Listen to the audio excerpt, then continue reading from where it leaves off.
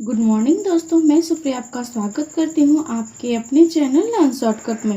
दोस्तों, पिछले सेशन में हम लोगों ने सर्कल अर्थात वृत्त को देखा था, जिसमें हमने बेसिक से लेकर हाई लेवल तक के क्वेश्चंस के साथ साथ बहुत ही इंपॉर्टेंट ट्रिक्स और कॉन्सेप्ट्स को भी देखा था, जिसका लिंक आपको ऊपर आई बटन और नीचे डिस्क्रिप्शन में मिल जाएगा। दोस्तों, आज की इस सेशन में हम लोग ट्रायंगल अर्थात त्रिभुज के बेसिक कॉन्सेप्ट के साथ साथ कुछ इम्पोर्टेंट क्वेश्चंस को भी देखेंगे। तो चलिए दोस्तों, बिना समय नष्ट किए हुए चलते हैं हम लोग आज के अपने सेशन की ओर। दोस्तों, तो हम लोग देखते हैं हम लोग क्या पढ़े। त्रिभुज, देखिए, तीन भुजाओं से घिरी हुई आकृति को हम लोग त्रिभुज कहते हैं। यह एक त्रिभुज है, तीन भुजाओं से घिरा हुआ आकृति। मान लीजिए यह जो है ए, बी और ये सी है। ठीक है दोस्तों, तो आपको बेसिक कॉन्सेप्ट तो आता ही होगा। ए खून के सामने वाली भुजा को स्मॉल ए, बी के सामने वाली को स्मॉल बी और सी के सामने वाली को स्मॉल सी के नाम से डिनोट करते हैं। ठीक है, तो परिमाप अगर हमें पूछा जाए तो परिमाप क्या हो जाएगा? ए प्लस बी प्लस सी, जो कि हमने आपको बताया था कि परिमाप जो है किसी भी चीज़ का, चाहे वो वर्ग हो, आयत हो, वृत्त हो या फिर त्रिभुज हो, किसी का भी परिमाप होता है इसके चारों जितने भी भुजाएं हैं उसका योगफल, उसकी लंबाइयों का योगफल। अर्थात इस त्रिभुज के परिमाप क्या हो जाएंगे? ए प्लस बी प्लस सी। ठीक है दोस्तों, लेकिन यदि हमें सेमी पैरामीटर बोला जाए, परिमाप बोला जाए, अर्ध परिमाप बोला जाए, तो हम लोग क्या करेंगे? ए प्लस बी प्लस सी बटा 2, ये इसका अर्ध परिमाप हो जाएगा। दोस्तों, आपको बेसिक तो आता ही होगा। ठीक है, बेसिक में सबसे बेसिक इसका जो एरिया निकालने का, त्रिभुज के एरिया निकालने का फॉर्मूला है वो है हेरोन्स फार्मूला। अर्थात इसका हो जाएगा root under S into S minus A into S minus B और एस माइनस सी। इस फॉर्मूले को हेरोन्स फार्मूला बोलते हैं। यहाँ पर एस जो है वो सेमी पैरामीटर है, अर्ध परिमाप है, और इसका फॉर्मूला ये होता है ए बराबर। ठीक है दोस्तों, यह सबसे बेसिक फॉर्मूला है किसी भी त्रिभुज का एरिया निकालने का। ये पहला सूत्र हो गया दोस्तों, जिससे हम लोग इस त्रिभुज का एरिया निकाल सकते हैं। दूसरा, आपको मालूम होगा कि जब हमें मान लीजिए कि ए से जो है बीसी भुजा पर एक लंब डाला गया है, लंब डाला गया और इसकी लंबाई जो है वो h है, तो इस कंडीशन में त्रिभुज का एरिया बराबर हो जाएगा 1/2 गुने BC गुने h, ऊंचाई। ठीक है, अर्थात आधार गुने ऊंचाई। यह भी बेसिक फार्मूला है दोस्तों, जिसे आपने 9, 10, 6, 7 क्लास में भी पढ़ा होगा। ठीक है दोस्तों, तो ये पहला हो गया और ये दूसरा हो गया। यदि हमें बेसिक मालूम हो और हाइट मालूम हो तो हम इस फार्मूले से किसी भी त्रिभुज का क्षेत्रफल निकाल सकते हैं। लेकिन यदि हमें किसी भी त्रिभुज का तीनों भुजा की लंबाई मालूम हो तो हम लोग इस वाले सूत्र से किसी भी त्रिभुज का क्षेत्रफल निकाल सकते हैं। एक तरीके से आप और निकाल सकते हैं दोस्तों क्षेत्रफल। मान लीजिए यह एक त्रिभुज है ABC और हमें AB की लंबाई और BC की लंबाई दी हुई है, साथ ही साथ इस बीच वाले कोण को दिया गया है, या फिर BC और AC की लंबाई दी गई है और इस वाले कोण को दिया गया है, या फिर आप AB और AC को और बीच वाले कोण को दिया गया है। तो देखिए, A के सामने की भुजा A स्मॉल a हो जाएगी, B के सामने की B स्मॉल b और C के सामने की स्मॉल c। तो इस कंडीशन में यदि हमें ये AB और BC दिया गया है तो क्षेत्रफल बराबर हो जाएगा 1/2 into AC into sine B। लेकिन यदि हम लोग को ये वाली दो भुजा दिया और ये कोण दिया है तो उस कंडीशन में हो जाएगा 1/2 into AB into sine C। उसी तरह से यदि ये दिया हो तो 1/2 इंटू BC गुने साइन A। ये तीन फार्मूला हुआ दोस्तों क्षेत्रफल निकालने का, किसी भी त्रिभुज का क्षेत्रफल निकालने का। पहला हेरोन्स फार्मूला, दूसरा ये एक बेसिक फार्मूला है आधार गुने ऊंचाई, और तीसरा ये फार्मूला जब आपको दो भुजा और उसके बीच का कोण मालूम हो तो। ठीक है दोस्तों, मान लीजिए दोस्तों एक त्रिभुज दिया गया है ए, बी और सी, ठीक है, जिसमें आपको पता है कि ए के सामने की भुजा को स्मॉल ए, बी के सामने की भुजा को स्मॉल बी और सी के सामने की भुजा को स्मॉल सी से डिनोट करते हैं। मान लीजिए ए से बी सी पर लंब डाला गया है जिसकी लंबाई h1 है। उसी तरह से बी सी डाला गया है ए सी पर जिसकी लंबाई h2 है। उसी तरह से सी से लंब डाला गया है ए बी पर, इसकी लंबाई h3 है, ठीक है। तो इस कंडीशन में देखिए, यदि हम लोगों को ये मालूम है, ए मालूम है और इसकी ऊंचाई मालूम है, तो हम लोग क्या लिख सकते हैं, ए बराबर √2 इंटू बी सी गुने h1। उसी तरह से हम लोग लिख सकते हैं ये ए बी के लिए √2 into A B into h2। उसी तरह से हम लोग लिख सकते हैं ए सी के लिए 1/2 इंटू ए सी इंटू h3, ठीक है। तीनों ही बराबर होगा क्योंकि तीनों एक ही क्षेत्र, एक ही त्रिभुज का पार्ट है, बस हमें जो है ऊंचाई अलग अलग और भुजा का मान अलग अलग दिया हो तो, ठीक है। अब ये तीनों जब इक्वल है दोस्तों, इसको आप बी सी को ए भी लिख सकते हैं, ए बी को बी भी लिख सकते, ए बी को सी भी लिख सकते हैं और ए सी को बी भी लिख सकते हैं, ठीक है दोस्तों। तो इस कंडीशन में तीनों का मान जब बराबर है तो तीनों से 1/2 को हटा दीजिए, ठीक है। तो उस कंडीशन में क्या हो जाएगा कि AH1 बराबर हो जाएगा CH2 बराबर हो जाएगा BH3 के, ठीक है। इसके बराबर यदि आप कोई कांस्टेंट मान लेते हैं तो उस कंडीशन में हम लोग लिख सकते हैं H1 अनुपात H2 अनुपात H3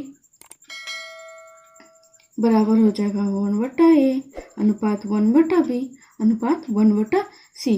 कहने का तात्पर्य यह हुआ दोस्तों कि किसी भी त्रिभुज का जो हाइट होता है, जिसका लंब होता है, वो इसके भुजा के व्युत्क्रमानुपाती होता है। इसका सिंपल सा एक कथन था, ठीक है दोस्तों। इस बात को आपको जानना चाहिए, ठीक है। अब चलिए हम लोग देखते हैं अगला कॉन्सेप्ट। देखिए दोस्तों, मान लेते हैं कि एक त्रिभुज दिया गया है ए बी और सी, और ए से बी सी भुजा पर एक लंब डाला गया है, लंब या फिर कोई भी एक रेखा डाली गई है जो कि बी सी को डी पर कट करता है, ठीक है। तो ये जो बी डी का अनुपात होगा, बी डी और डी सी का अनुपात होगा, वही इसके अलग अलग क्षेत्रफलों के अनुपात में होगा। कहने का तात्पर्य हुआ कि जिस अनुपात में भुजा बटेगी उसी अनुपात में इसका क्षेत्रफल भी होगा, ठीक है। अर्थात हम लोग लिख सकते हैं एरिया ऑफ त्रिभुज ए, त्रिभुज को हम लोग डेल्टा से भी डिनोट करते हैं दोस्तों, बस ये, ठीक है। तो एरिया ऑफ त्रिभुज ए बी डी बटा एरिया ऑफ त्रिभुज ए डी सी बराबर हम लोग बी डी बटा डी सी लिख सकते हैं। आपको ये बात को हमेशा याद रखना है दोस्तों कि जिस अनुपात में त्रिभुज की भुजाएं बटेगी, त्रिभुज का एरिया जो है उसी अनुपात में बटेगा, ठीक है दोस्तों। यह बेसिक कॉन्सेप्ट है दोस्तों, आपको इसे याद रखना है, ठीक है। तो चलिए अब हम लोग देखते हैं अगला कॉन्सेप्ट। दोस्तों, हमने त्रिभुज के कुछ बेसिक कॉन्सेप्ट को देख लिया है। अब हम लोग त्रिभुज के प्रकार को देख लेते हैं, उसके टाइप्स को देख लेते हैं और उसके बाद चलेंगे हम लोग कुछ इंपॉर्टेंट क्वेश्चंस की ओर। देखिए दोस्तों, त्रिभुज जिसकी 3 भुजा, मान लीजिए एक त्रिभुज है ABC और इसकी तीनों भुजा की जो लंबाई है वो अलग अलग है, डिफरेंट है, तो इस ऐसे वाले त्रिभुज को हम लोग विषमबाहु त्रिभुज कहेंगे, ठीक है। दूसरा एक होता है, दूसरा आप देख सकते हैं समकोण त्रिभुज, ठीक है। ये सारे चीज़ दोस्तों आप पहले से जानते होंगे, क्योंकि यह जो है आपको नीचे क्लास में भी देखने को मिल जाएंगे, ठीक है। यह त्रिभुज है ABC और इसकी एक कोण जो है यह 90 डिग्री है, अर्थात समकोण है, तो हम लोग इस वाले त्रिभुज को जो है वो समकोण त्रिभुज बोलेंगे, ठीक है दोस्तों। वैसा त्रिभुज जिसकी तीनों भुजा आपस में बराबर हो, अर्थात मान लीजिए ABC एक त्रिभुज है जिसमें AB बराबर है BC के, बराबर है CA के, तो ऐसे त्रिभुज को हम लोग समबाहु त्रिभुज बोलेंगे दोस्तों, ठीक है। उसी तरह से मान लीजिए एक त्रिभुज है जिसकी 2 भुजा आपस में बराबर है, मान लीजिए AB बराबर है AC के, लेकिन बराबर नहीं है BC के। तो ऐसे वाले त्रिभुज को हम लोग समद्विबाहु त्रिभुज बोलेंगे दोस्तों। ठीक है, समकोण का यदि एरिया निकालने की बात हो तो हम लोग निकाल सकते हैं √2 गुने BC गुने AB। ठीक है, उसी तरह से इसे निकालना हो तो या तो आप निकाल सकते हैं, यदि इसका लंब दिया हो, ठीक है, तो आप लोग इसके आधार और लंब दिया हो तो उससे निकाल सकते हैं। अदरवाइज यदि आपको तीनों भुजा की लंबाई दी गई हो तो आप हीरोन्स फार्मूला से इसकी क्षेत्रफल निकाल सकते हैं। ठीक उसी तरह से इसे भी आप निकाल सकते हो यदि लंब और भुजा दिया हुआ हो तो। ठीक है, या फिर अगर आपको भुजा दिया हो तो भी और लंब दिया हो तो भी, दोनों कंडीशनों से निकाल सकते हैं। लेकिन यदि आपको त्रिभुज का समबाहु त्रिभुज का क्षेत्रफल निकालने की बात आए तो समबाहु त्रिभुज के लिए हम लोग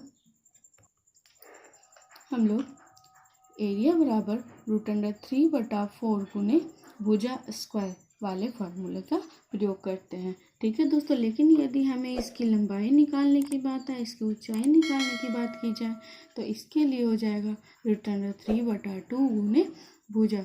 ठीक है, मान लीजिए कि कोई एक समबाहु त्रिभुज है, इसके अंदर कोई मैक्सिमम आकार का वृत्त खींचा गया है, तो इस वाले वृत्त की अंतःवृत्त की त्रिज्या जो है वो a/2√3 हो जाएगी। अंतःवृत्त की त्रिज्या, मैक्सिमम आकार का वृत्त समबाहु त्रिभुज के अंदर खींचा गया और इसके अंतःवृत्त की त्रिज्या क्या हो जाएगी, a/2√3। लेकिन यदि बाहर की ओर वृत्त खींचा जाए जो कि त्रिभुज के तीनों कोनों को टच करता हुआ, तीनों शीर्षों को टच करता हुआ जाए, तो बाह्य वृत्त की त्रिज्या जो है a/√3 हो जाएगा। ठीक है दोस्तों, यदि हमें इसकी परिमाप पूछा जाए तो इस तीनों भुजा की लंबाई क्या है, बराबर है, ये ए है तो ये भी ए होगा और ये भी ए होगा। तो इस कंडीशन में इसका परिमाप बराबर 3a हो जाएगा। ठीक है दोस्तों, ये कुछ फॉर्मूला था समबाहु त्रिभुज से रिलेटेड जो कि बताना हमें इम्पोर्टेंट लगा, क्योंकि इन सारे फार्मूला का यूज़ हम लोग आने वाले समय के क्वेश्चंस में करेंगे। और ख़ास करके ये 2 फार्मूला, ये तो सारे आप जानते होंगे दोस्तों, लेकिन यह 2 फार्मूला आप याद रखिएगा कि जब किसी भी समबाहु त्रिभुज के अंदर अंतःवृत्त खींचा जाए तो उसकी त्रिज्या a/2√3 होती है, और अगर बाह्य वृत्त खींचा जाए तो उसकी त्रिज्या a/√3 होती है। चलिए अब हम लोग देखते हैं कुछ क्वेश्चंस। देखिए दोस्तों, पहला क्वेश्चन बोल रहा है एक त्रिभुज की भुजाएं 16 सेंटीमीटर, 20 सेंटीमीटर और 24 सेंटीमीटर है। उस त्रिभुज की भुजाओं को छूते हुए अंतःवृत्त का क्षेत्रफल क्या होगा। देखिए, हम लोग इसे फिगर से समझते हैं। मान लेते हैं कि यह एक त्रिभुज है A, B और C। इसकी भुजा जो है वह 16 सेंटीमीटर, 20 सेंटीमीटर और 24 सेंटीमीटर है। ठीक है, इन भुजाओं को छूते हुए एक वृत्त खींचा जाता है। ठीक है,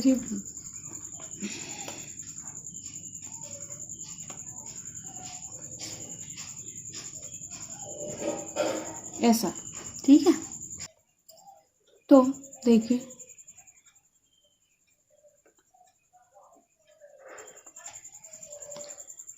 ऐसा। देखिए, यदि ये केंद्र है तो अंतःवृत्त की त्रिज्या ये r होगा, ये भी r, सारे r होंगे, ये भी r, ये भी r और ये भी r। तो हम लोग लिख देते हैं हीरोन्स फार्मूला से यदि हम निकालते हैं तो इस बराबर क्या हो जाएगा, 16 + 20 + 24/2 अर्थात 60/2, अर्थात हम लोग डायरेक्ट इसको 30 लिख सकते हैं। ठीक है, तो एरिया बराबर क्या हो जाएगा, √30 × 30 - 16 अर्थात 16 अर्थात 14 × 30 - 20 अर्थात 10 × 30 - 24 अर्थात 6। इसके बराबर में हम लोग क्या लिख सकते हैं, यदि हम लोग अलग अलग से इसका क्षेत्रफल निकालते हैं तो इस वाले त्रिभुज के लिए यदि पॉइंट O है तो BOC के लिए क्या हो जाएगा, √2 × r × 16। उसी तरह से हम लोग लिख सकते हैं AOB के लिए √2 × r × 24। उसी तरह से हम लोग लिख सकते हैं AOC के लिए √2 × r × 20। ठीक है, दोनों का क्षेत्रफल क्या होगा, बराबर होगा, क्योंकि एक ही बार त्रिभुज का क्षेत्रफल निकालना या फिर अलग अलग ही त्रिभुजों का क्षेत्रफल निकाल के जोड़ना, दोनों ही बात बराबर होंगे। तो दोनों के बराबर हम लोग क्या लिख सकते हैं, क्योंकि हमें ये दिया निकाला हमने हीरोन्स फार्मूला से, अर्थात 30 × 14 × 10 × 6 रूट में बराबर होगा, इससे आप 1/2r कॉमन ले लीजिए। जब 1/2r आप कॉमन ले लीजिएगा तो ये क्या बच जाएगा, 16 + 24 + 20। इसे आप लिख सकते हैं डायरेक्ट रूप में 60। अगर हम लोग इसको कट कर देते हैं तो 30r, रूट को उधर भेज दीजिए तो हो जाएगा 30 × 14 × 10 × 6 बराबर 30 × 30 × r²। ठीक है, 30 से 30 कैंसिल हो जाता है, 0 से 0 गया, 3 से 6 गया अर्थात 2, अर्थात r² का मान हो जाएगा 28। अब हमें क्या पूछ रहा था कि अंतःवृत्त का क्षेत्रफल क्या होगा। हमें r² का मान मालूम है, वृत्त का क्षेत्रफल बराबर आपको पता है कि πr² होता है, अर्थात पाई 22/7 × 28, क्योंकि हमें डायरेक्ट ही r² का मान मालूम है, जिसे कट कर लीजिए बच्चों 88। अर्थात हमारा इस वृत्त का क्षेत्रफल जो है वो 88 सेंटीमीटर² हो जाएगा। ठीक है दोस्तों, तो चलिए अब हम लोग देखते हैं अगला क्वेश्चन को। देखिए दोस्तों, अगला क्वेश्चन बोल रहा है एक समबाहु त्रिभुज के आकार का चारागाह है जिसकी प्रत्येक भुजा 40 √3 मीटर है। इसके तीनों शीर्षों पर 14 मीटर लंबा रस्सी से एक घोड़ा बांधा जाता है। चारागाह के कितने क्षेत्रफल के घास को वो नहीं चर पाएंगे। चलिए हम लोग इसको थोड़ा सा फिगर से समझ लेते हैं। मान लीजिए यह एक त्रिभुज है, यह एक चारागाह है ABC और यह एक समबाहु त्रिभुज के रूप में है। ठीक है, प्रत्येक शीर्ष पे जो है 14 मीटर लंबा रस्सी का एक घोड़ा बांध दिया जाता है। ऐसे अगर घोड़ा यहाँ बांधा हो तो इस क्षेत्र को चर पाएगा, अगर यहाँ बांधा हो तो इस क्षेत्र को चर पाएगा, और अगर यहाँ बांधा हो तो इस वाले क्षेत्र को चर पाएगा। तो पूछा है कितने क्षेत्र को वो नहीं चर पाएगा, मतलब हमें इस वाले क्षेत्र का छायांकित भाग का क्षेत्रफल ज्ञात करना है। तो यदि हम लोग जो है इस समबाहु त्रिभुज के क्षेत्रफल में से यदि हम लोग जो है इस त्रिज्यखंडों का क्षेत्रफल को घटा दें तो हमें यह क्षेत्र का हमें इस क्षेत्र का क्षेत्रफल मालूम हो जाएगा।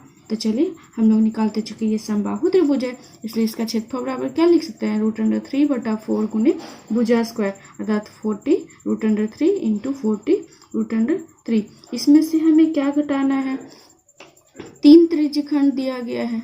ठीक है, आपको एक बात मालूम होगा कि किसी भी त्रिभुज के तीनों कोणों का योग जो है 180 डिग्री होता है। चूंकि ये समबाहु त्रिभुज है इसलिए प्रत्येक कोण का मान क्या होगा, 60 डिग्री होगा। अर्थात 3 त्रिज्यखंड का क्षेत्रफल, 3 त्रिज्यखंड का क्षेत्रफल बराबर हमने आपको बताया था θ अर्थात 60/360 θ/360 गुने πr²। πr², r का मान कितना है, यहाँ पे 14 मीटर दिया हुआ है ऑलरेडी, अर्थात 14 × 14। ठीक है, चलिए हम लोग इसको सॉल्व कर लेते हैं। ये 6 से गया, 3 दूनी 6, 2 से काट दीजिए, 22 को 11। ठीक है, अर्थात हम लोग लिख सकते हैं, जब आप लोग इसको सॉल्व कीजिएगा तो इसे आप लिख सकते हैं 1200 √3 - 308, 7 दूनी 14, ये भी कट जाएगा।